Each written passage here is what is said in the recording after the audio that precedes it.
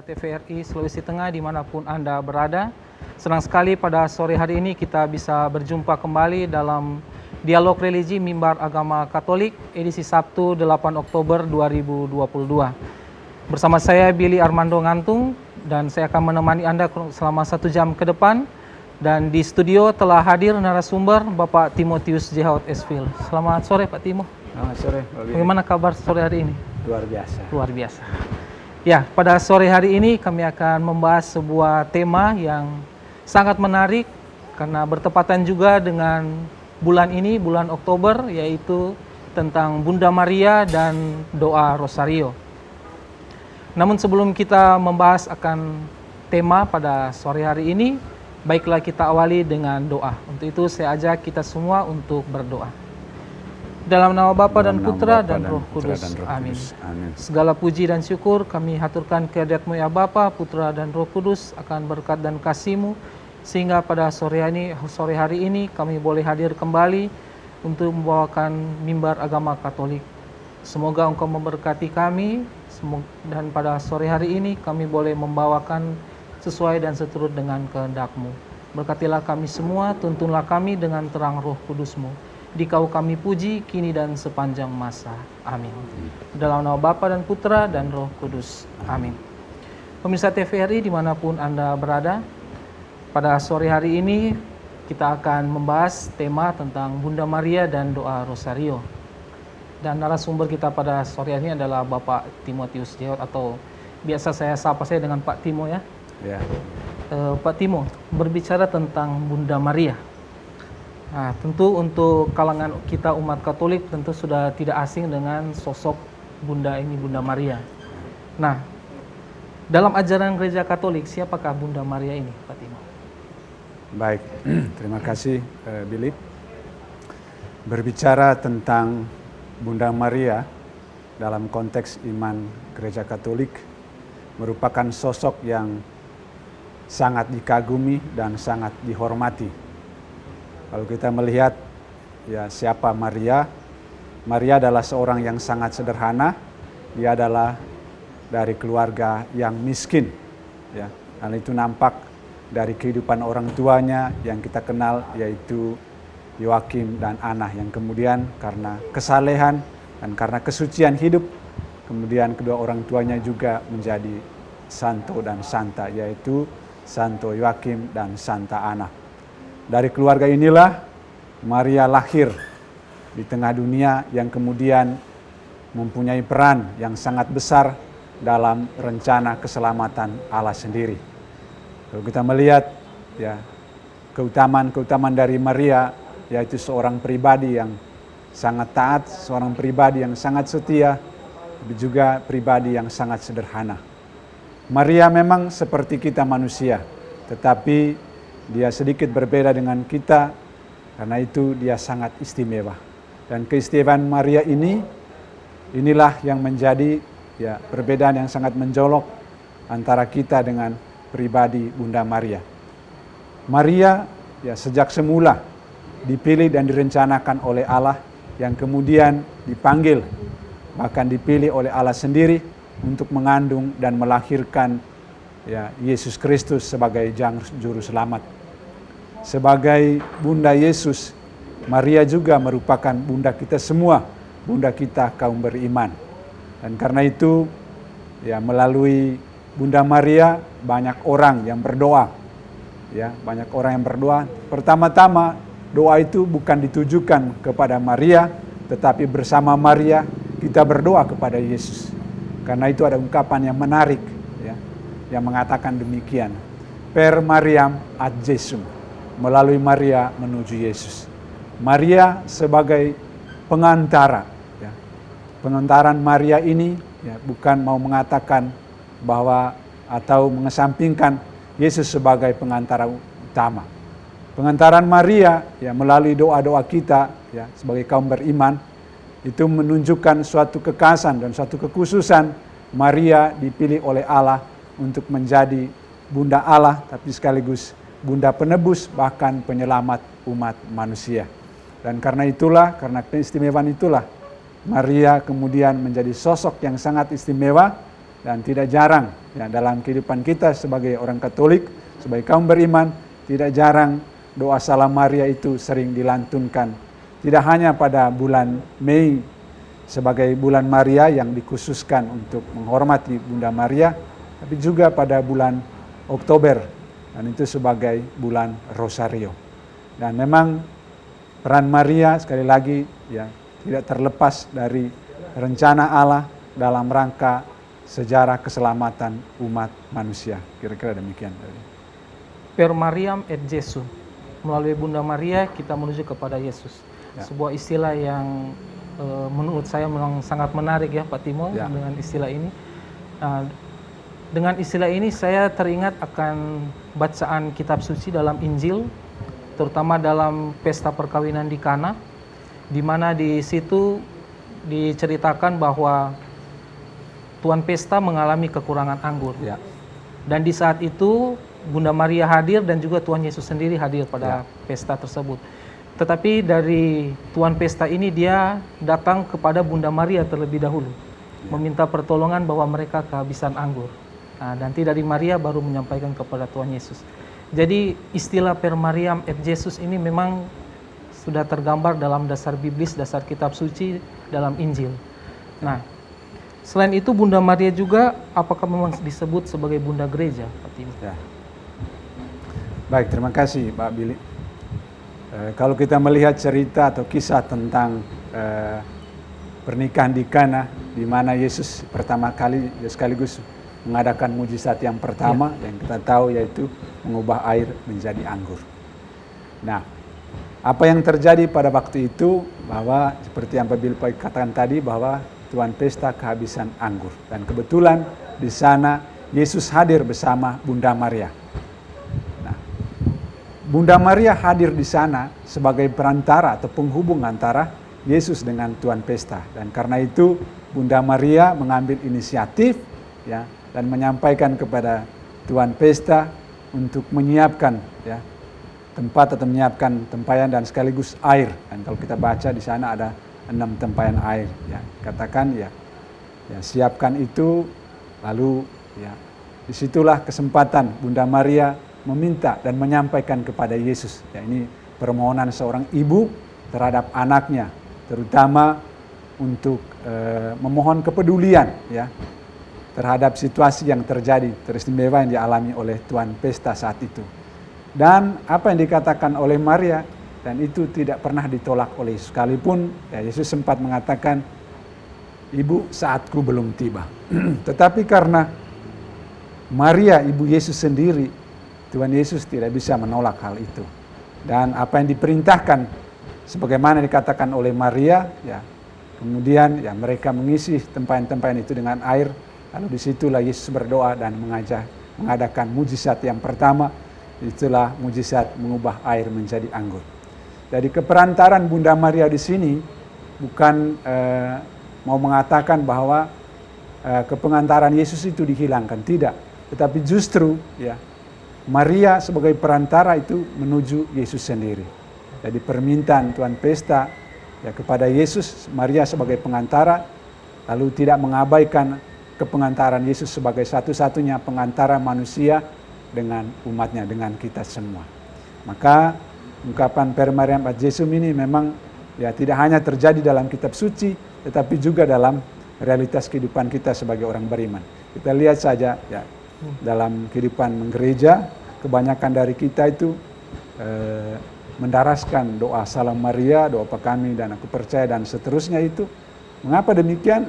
Itu mau menggambarkan bahwa doa Salam Maria merupakan doa yang sangat sederhana karena begitu gampang diungkapkan, ya baik dari anak-anak kecil, orang dewasa bahkan sampai orang tua tidak asing dengan doa-doa ini. Dan itulah sebabnya mengapa doa Rosario ya, yang kita lantunkan setiap malam seperti sekarang ini selama bulan Oktober ini. Tidak hanya itu, oleh bapak-bapak gereja sejak awal juga, bahkan santo dan santa sebelumnya, mereka juga cukup dekat dengan doa Salam Maria ini, seperti Santa Teresa dari Avila, Santo Alfonso Ligori, kemudian Santo Yohanes Don Bosco, ya, dan masih banyak santo-santo yang lain yang justru tiap kali berdoa justru berdoa Salam Maria.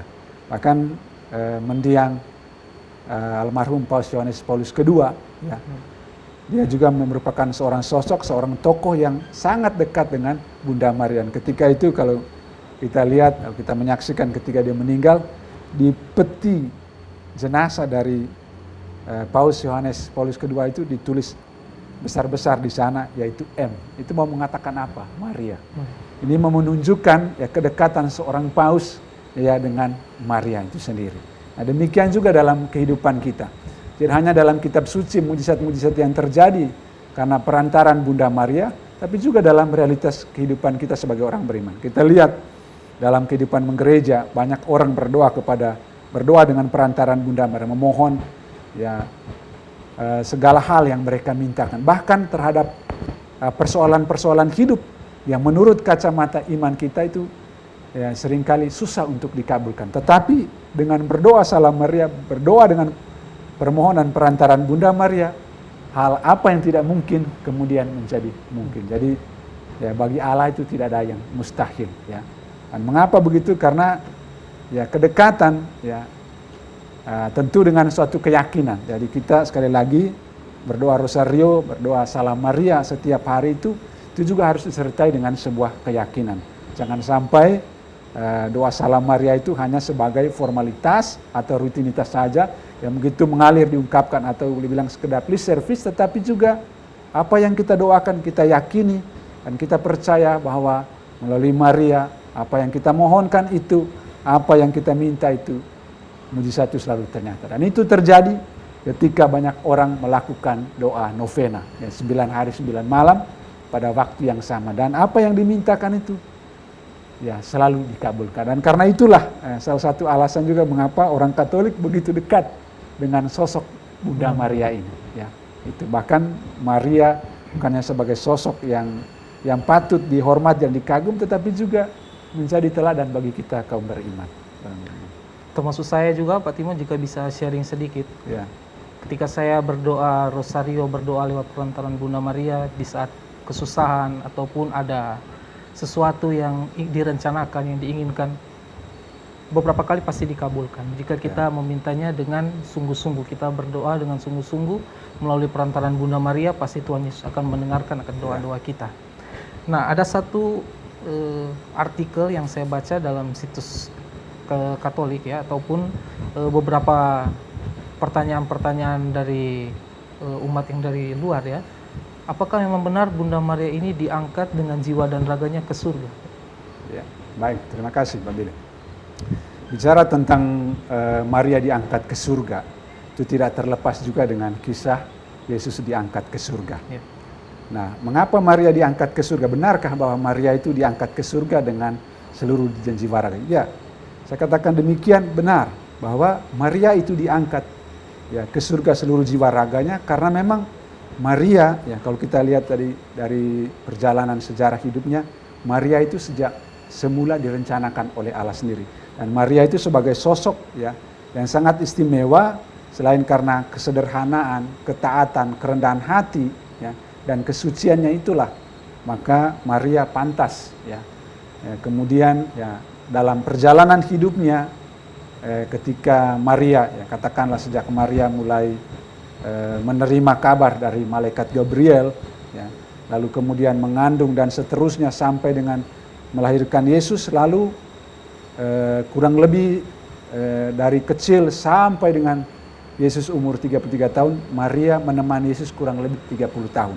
Dari perjalanan dari Maria mulai menerima kabar gembira, mengandung, melahirkan, sampai dengan menyaksikan putranya Yesus sendiri yang kemudian menderita, lalu wafat di kayu salib, lalu kemudian ketika Yesus diangkat ke surga, ya Yesus juga justru ya menitipkan Maria ibunya ya kepada murid-murid Yesus, dan teristimewa kepada murid yang dikasihi. Jadi memang pantaslah kalau Maria itu ya diangkat ke surga ya seluruh jiwa dan raganya, karena memang Maria ini merupakan sosok yang istimewa, sosok yang sangat suci, yang patut dihargai dan dihormatkan. Tidak salah lah kalau Tuhan sendiri mengangkat Maria ini dengan seluruh jiwa dan raganya. Dan itu tidak terlepas juga dengan peristiwa Yesus diangkat ke surga. Dan nanti kita lihat juga bagaimana gelar-gelar Maria juga ya, itu tidak terlepas dari gelar-gelar Yesus. Kalau kita bicara tentang Maria, memang tidak terlepas dari bicara tentang Yesus. Ya, baik Pak Timo. Menarik sekali perbincangan kita pada sore hari ini. Namun Pak Timo, sebelum kita lanjut, kita ikuti pesan-pesan berikut ini.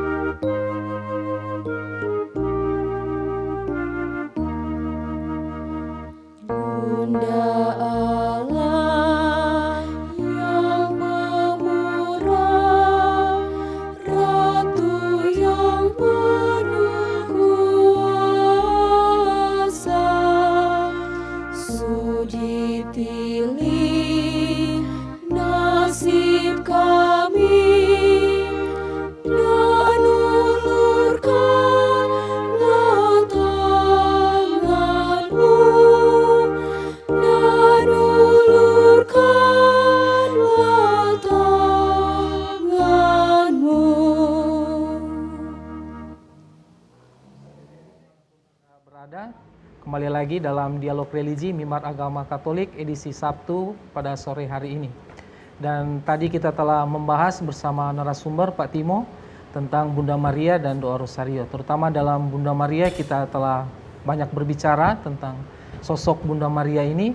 Dan tadi Pak Timo sempat menyinggung soal gelar-gelar Maria. Nah, tentu saja kita penasaran apa saja sih yang menjadi gelar-gelar dari Maria, Pak Timo. Baik, terima kasih Pak Billy. Kalau bicara tentang gelar Maria ada begitu banyak ya. Disebutkan ada sekitar 117 gelar dari Maria ini. Jadi sangat kaya dengan gelar Maria. Namun pada kesempatan ini saya sebutkan ada 5 ya, menjadi gelar Maria yang sangat dekat dengan kita. Yang pertama itu adalah Maria sebagai Ratu Surga. Ya. Ratu Surga, ya. Ini dikaitkan juga dengan tentang Maria yang dimahkotai di surga. Kalau kita baca dalam teks kitab Wahyu, penginjil Yohanes menceritakan tentang seorang sosok yang dimahkotai, ya, dengan 12 bintang di atas kepalanya, lalu di bawah kaki dan seterusnya. Itu tidak lain mau mengatakan dan mengungkapkan tentang Maria yang dimahkotai di surga. Karena itu Maria juga dikatakan sebagai Ratu Surga. Nah, kemudian yang kedua, ya, Maria ada juga disebut sebagai Hawa yang baru.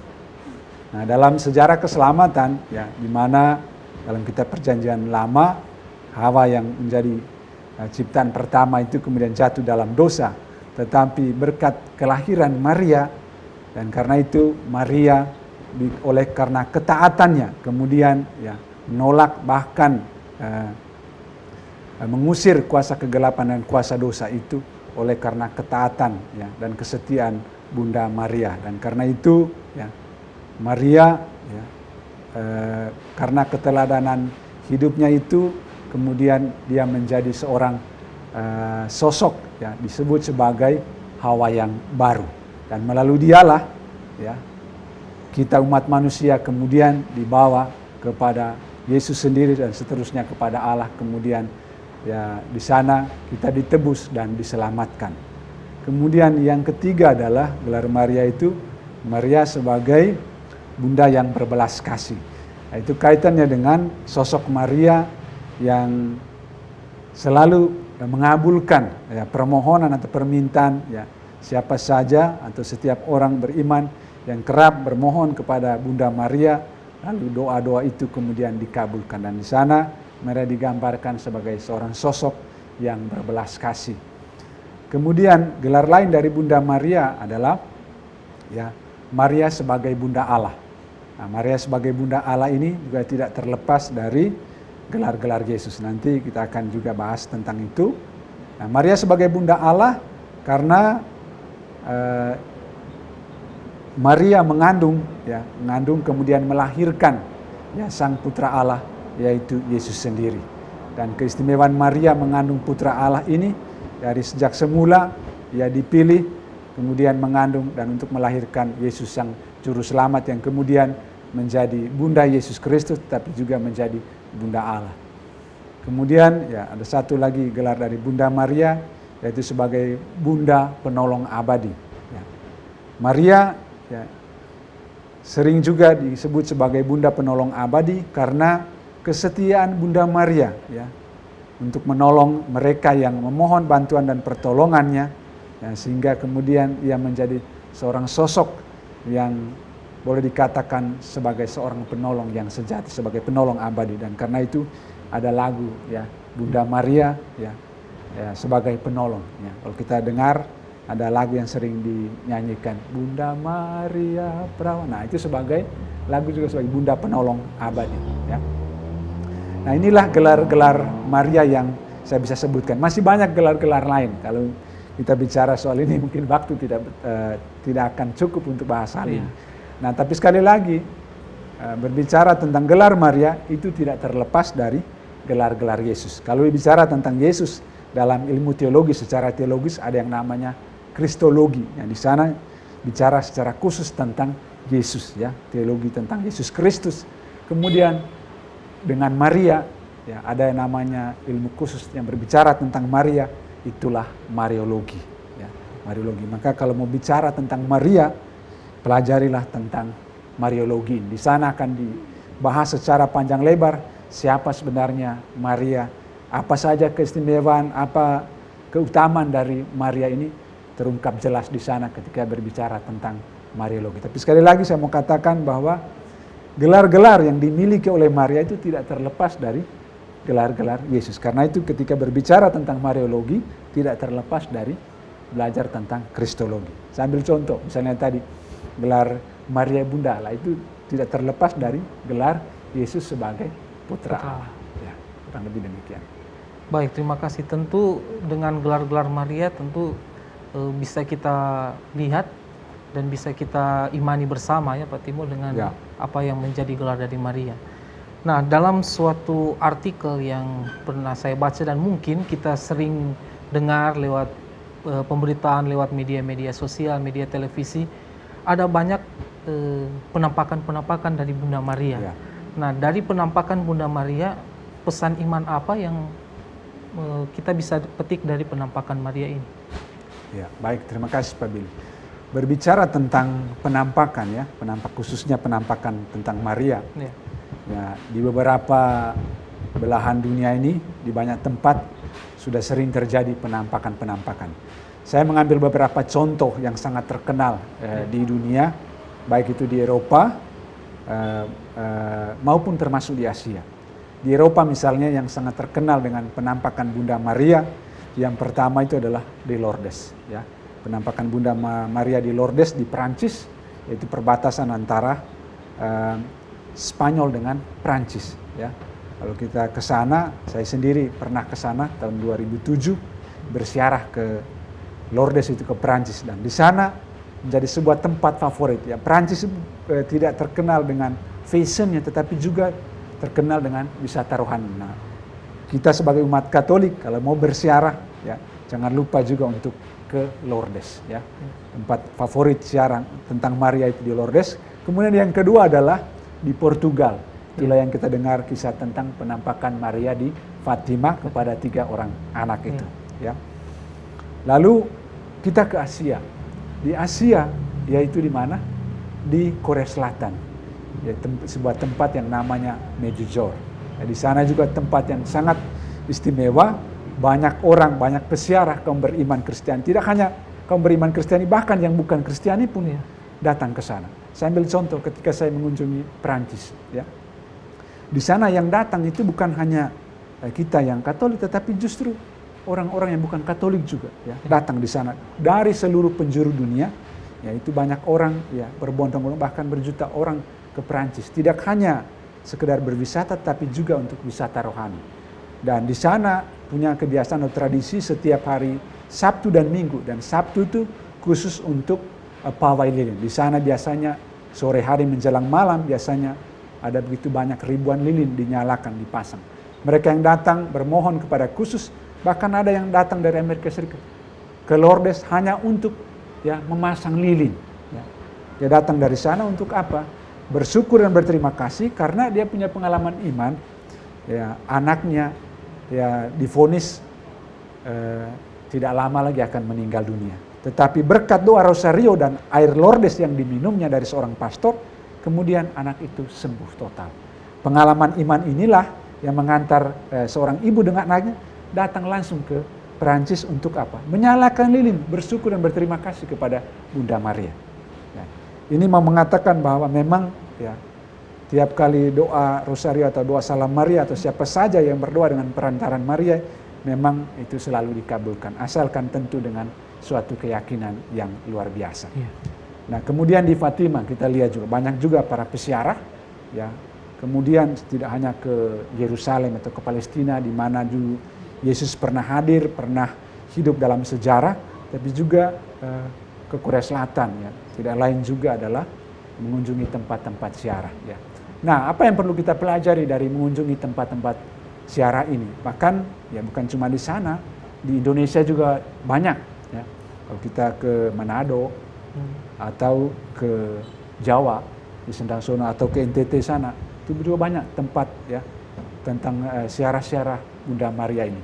Nah, apa yang perlu kita pelajari di sini? Ya mungkin kita tidak perlu keluar negeri seperti ke Perancis atau apa, tetapi kita juga bisa berziarah di rumah kita masing-masing ya, dengan membuat patung ya di sekitar rumah atau di dalam rumah.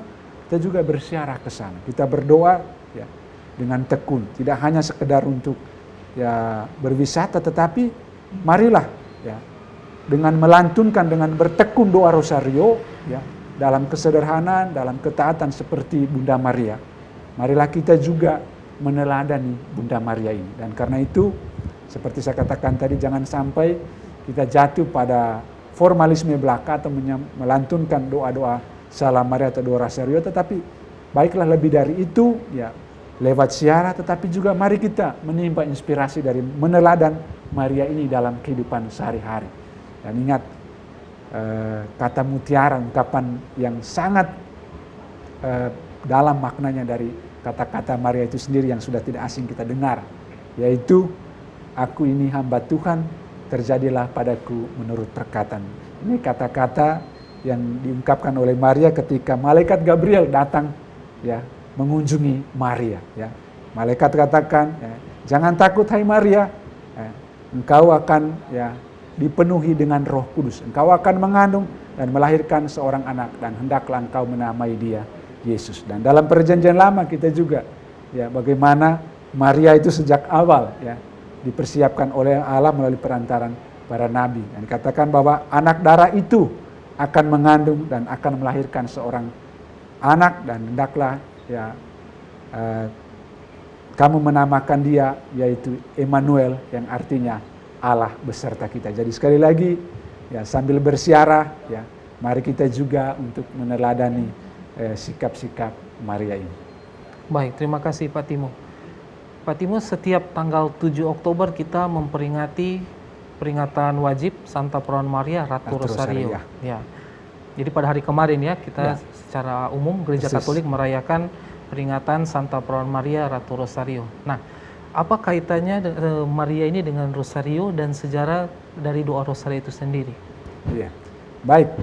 Kalau kita berbicara tentang Rosario, ya biasanya itu secara khusus bulan Oktober. Ya.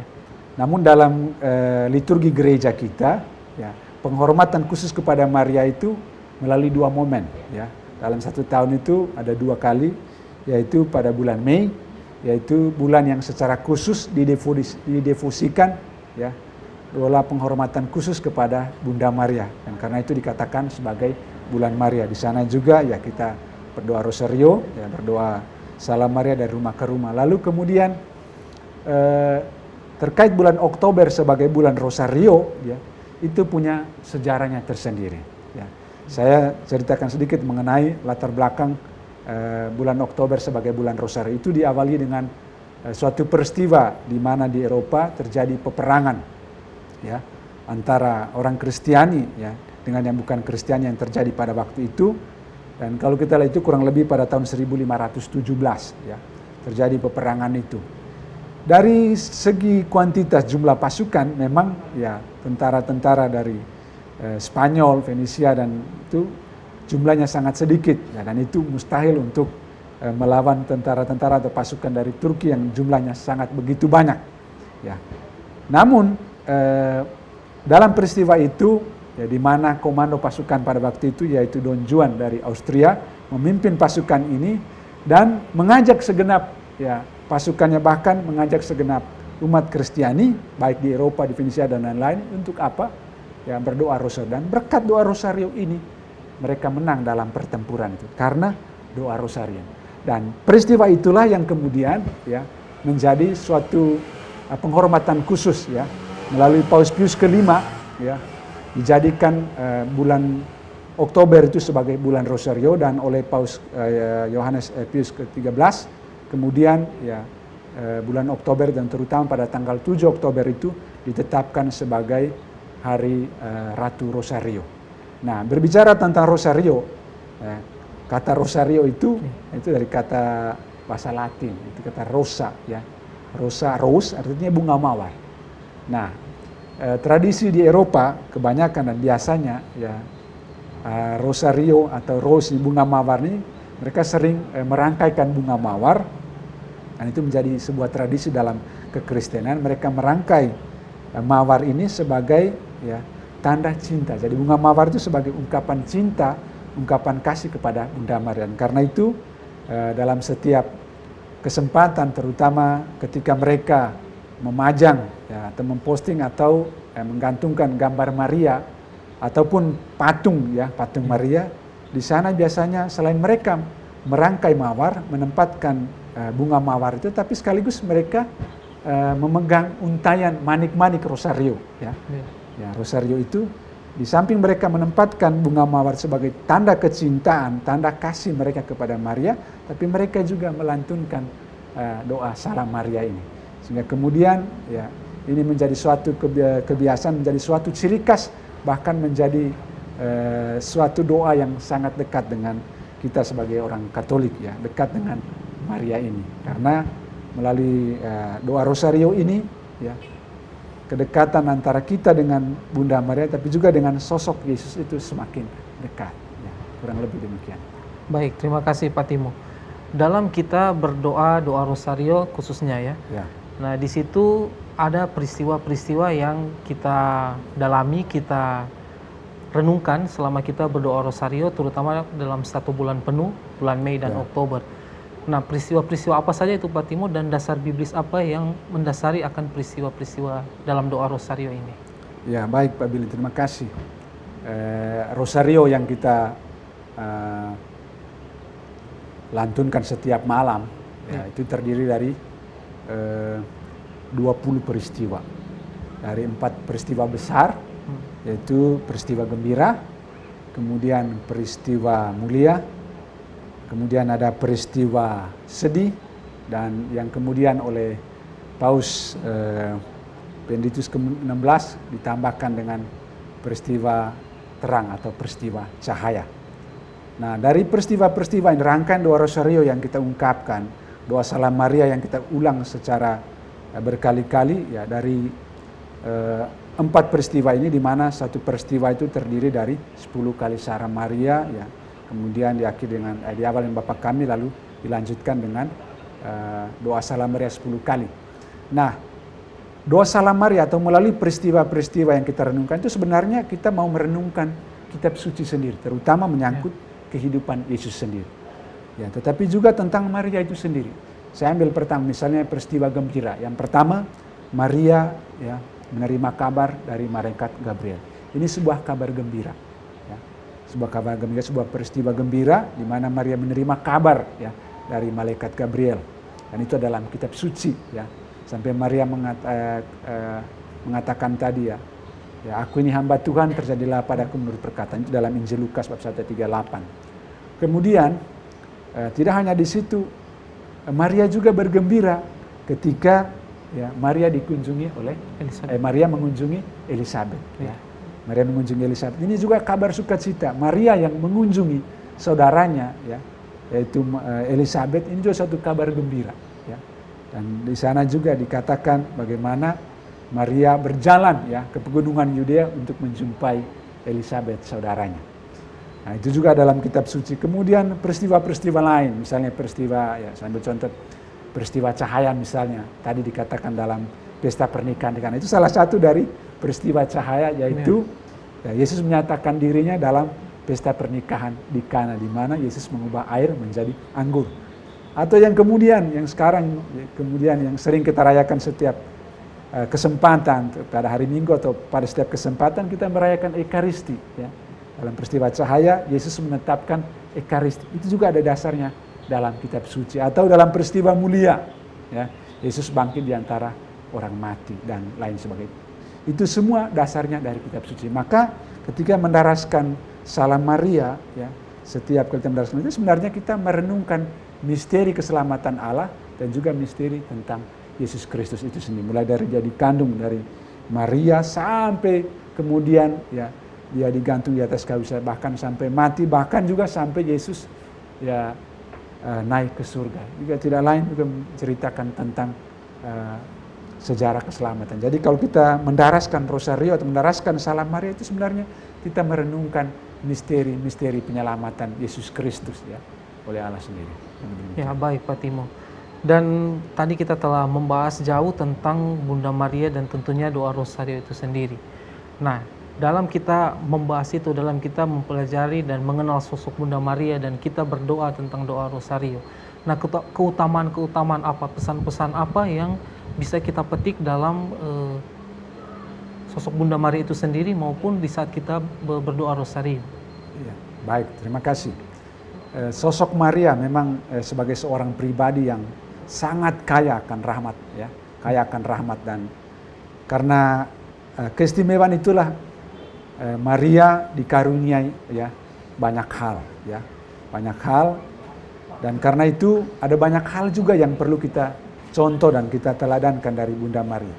Yang pertama saya mau katakan di sini bagi kita yang perlu kita pelajari supaya kita tidak hanya jatuh pada begitu lancar dan begitu lincah untuk mendoakan salam Maria, tetapi lebih dari itu marilah kita meneladani Maria. Apa saja keteladanan dari Maria? Yang pertama itu adalah soal kesederhanaan. Maria sebagai sosok pribadi yang sangat sederhana, bahkan juga dalam tanda petik itu sebagai seorang yang miskin. Dan memang dia lahir dari keluarga yang miskin, keluarga yang sangat sederhana. Tetapi ia kemudian kaya akan kerajaan surga. Dan itu sekali lagi, ya mari kita belajar dari Maria, terutama dalam kesederhanaan. Dan kemudian yang kedua adalah kerendahan hati. Selain itu, selain kesederhanaan hati, ya hal lain yang saya mau katakan itu adalah belajar dari Maria tentang merenungkan. Ya.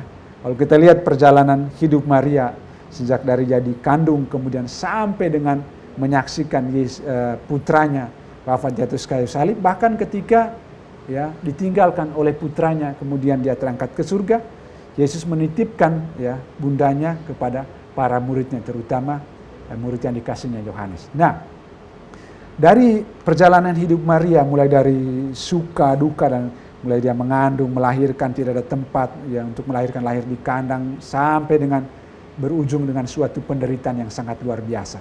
Tapi Maria sama sekali tidak mengungkapkan sebuah protes. Maria dengan mulutnya diam, tetapi diam ya dalam bahasa Yunani ya ada kata yang sangat khas di sana dikatakan simbalen. Maria menyimpan semua perkara itu dalam hati. Menyimpan dalam hati bukan berarti memendam, ya, tidak. Tetapi merenungkan peristiwa demi peristiwa, pengalaman hidup yang dialami oleh Maria, baik suka maupun duka. Dan ini jugalah yang menjadi inspirasi bagi kita. Mari kita juga merenungkan, ya, setiap pergumulan dan persoalan hidup kita. Mari kita bawa dalam terang iman kita, bahwa setiap peristiwa, setiap pergumulan hidup itu punya makna. Belajarlah dari Maria untuk apa? Untuk senantiasa taat dan setia. Dan karena itu kata-kata Maria ini juga menjadi kata-kata favorit, bahkan menjadi ayat emas dari kita sebagai kaum beriman, terutama kita sebagai orang Katolik. Dengan kata-kata Maria yang tadi saya katakan sudah tidak asing bagi kita, kata-kata yang mengatakan, aku ini hamba Tuhan, jadilah padaku menurut perkataan. Baik Pak Timo, menarik sekali perbincangan kita, dialog kita pada sore hari ini. Namun sebelum kita lanjut, kita ikuti pesan-pesan berikut ini.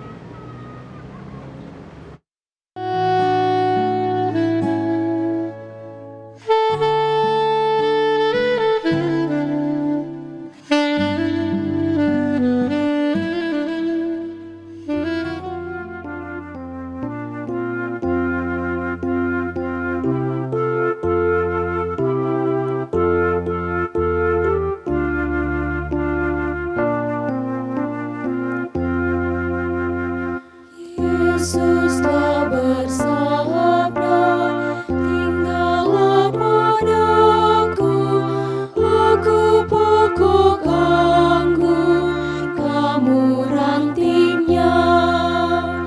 Kini kau kuutus, wartakan sabdaku, warta sukacita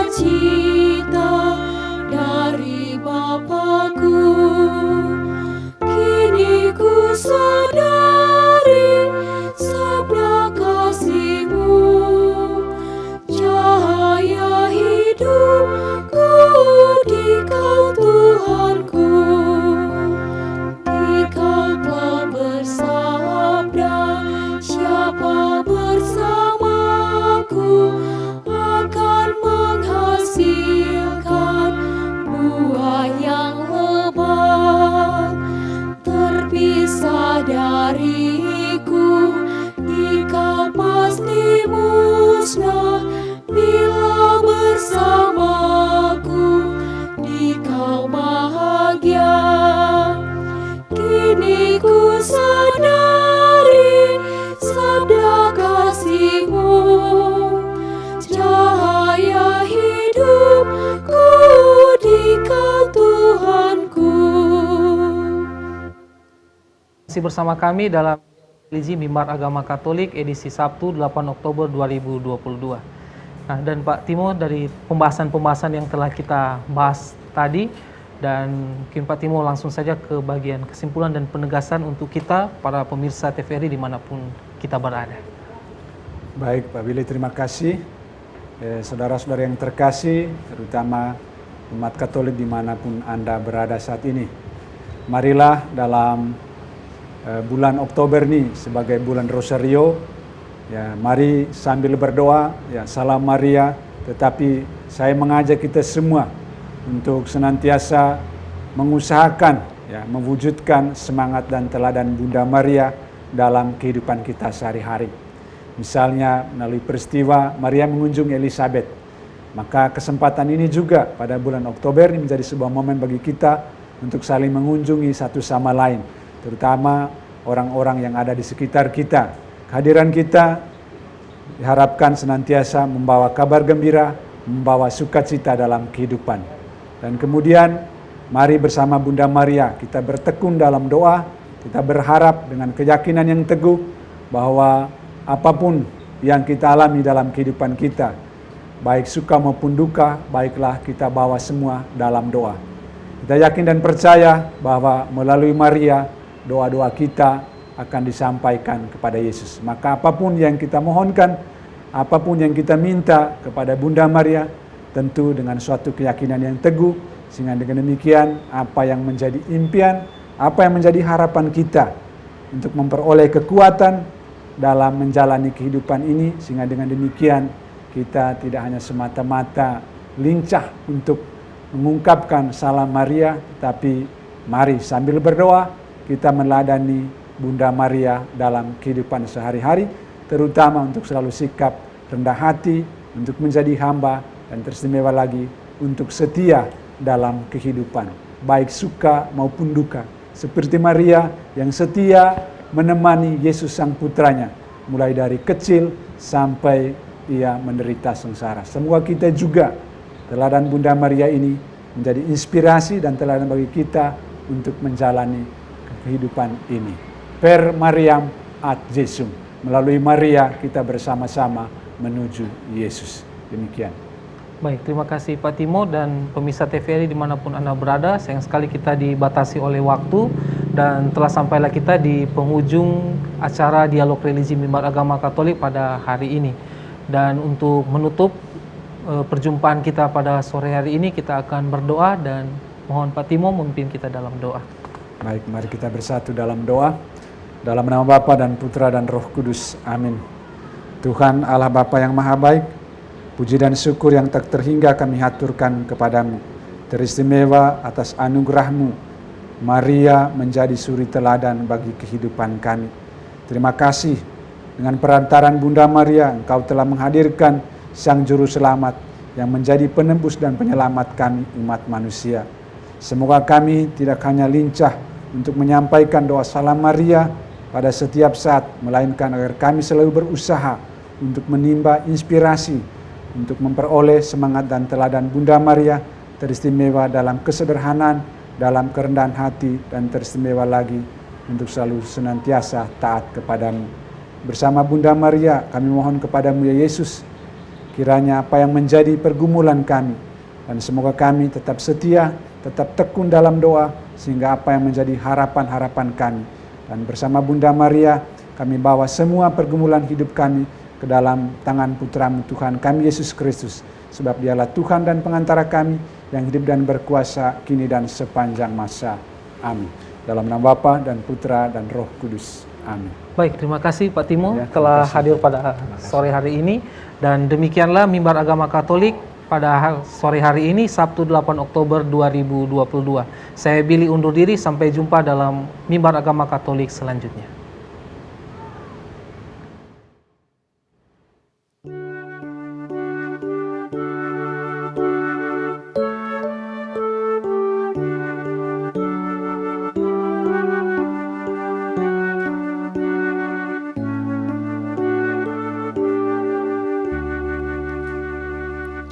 Sabdamu amari seluruh langkah kami,